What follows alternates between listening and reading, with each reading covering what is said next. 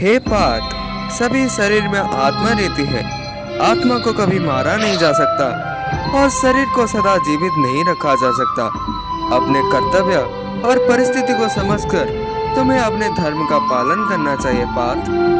हे पार्थ, यदि तुम युद्ध रूपी अपने कर्तव्य का पालन नहीं करोगे तो तुम्हें पाप लगेगा। संसार के नियम के अनुसार लोग तुम्हारी निंदा करेंगे पार्थ। अपयश तो मृत्यु से भी अधिक दुखदाई है पार्थ।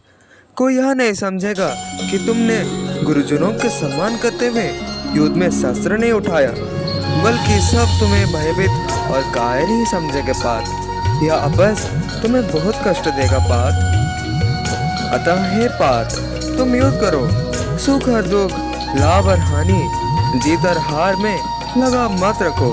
एक समान भाव रखकर और कर्तव्य मानकर युद्ध करोगे पार्थ तो तुम्हें पाप नहीं लगेगा। इस प्रकार कर्म करने को निष्काम कर्म कहा जाता है। हे पार्थ, निष्काम कर्म करने से आत्मा को पाप नहीं लगता, वह कर्म बंधन से मुक्त हो जाती है। हे प्रिय पार्थ, जब तक तुम लाभ के लिए या जीत के लिए कर्म करोगे तब तक हर कर्म तुम्हें बंधन में बांधेगा।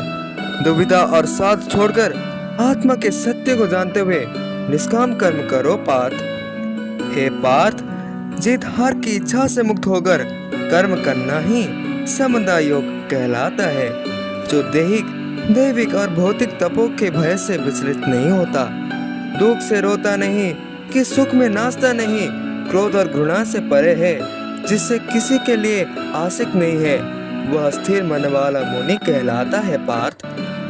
हे अर्जुन, अपनी इंद्रिय को जो बस में रखता है और मुझको ध्यान करता है, उसका बुद्धि स्थिर हो जाता है।